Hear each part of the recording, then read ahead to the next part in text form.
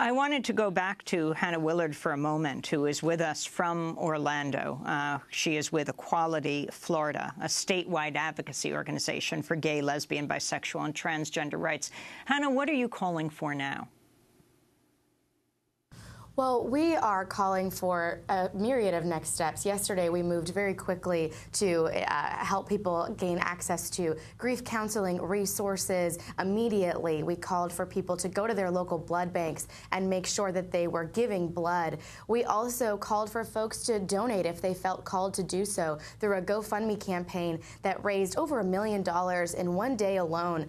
So many folks were looking for tangible next steps, and we wanted to provide those vehicles for folks to have those avenues to feel like they were standing in solidarity with those that we lost. But you know, the best tangible next step that folks can take is to teach our children to treat each other with dignity and respect, to treat those whom they don't understand with empathy and compassion.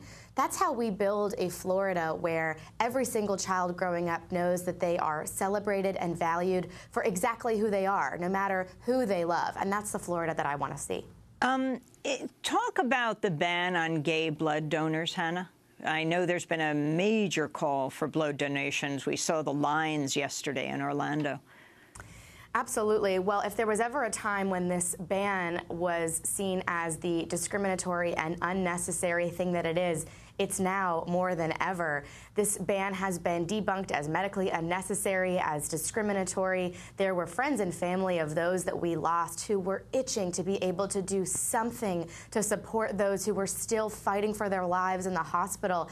Every single minute counts when you're in surgery, open on the table and needing a blood donation. It's really a shame that the FDA has yet to lift this unnecessary ban, but we also know that moving forward, these types of tragedies always serve as a catalyst for changes in policy and lead to different action so that we can move forward to prevent senseless violence like this from ever happening again. ACLU staff attorney Chase Strangio tweeted, "The Christian right has introduced 200 anti-LGBT bills in the last 6 months, and people blaming Islam for this.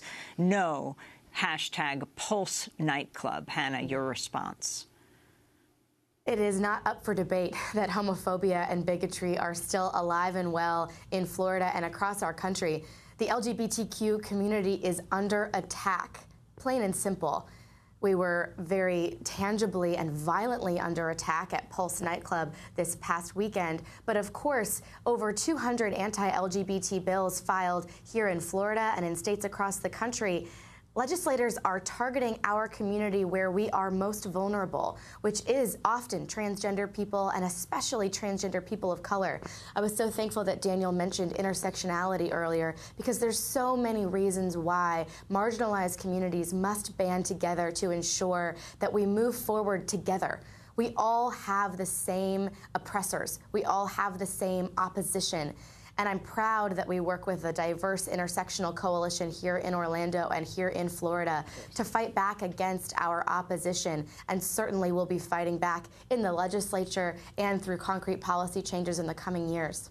Danielle Leon Davis, your final comment as you continue to gather information about people you knew and didn't know who are either victims or the loved ones of victims. Of course. I think the thing that hit me the hardest yesterday was a tweet that basically said, our souls have died, and the only thing that remains alive is the Second Amendment.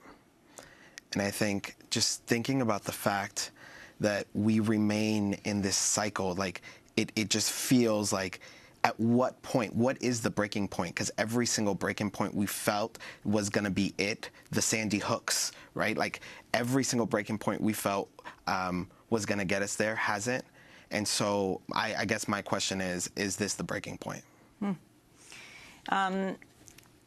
We're going to break, speaking of breaking points, and we're going to come back and talk about guns, talk about what happened in another country when a massacre rocked that country, the worst in Australia's history. And we're going to continue our discussion with the Imam. I want to thank Hannah Willard, and I want to thank as well Daniel Leon Davis and we'll link to your piece. The site of the Orlando shooting wasn't just a gay nightclub. It was my safe haven. This is Democracy Now! We'll be back in a minute.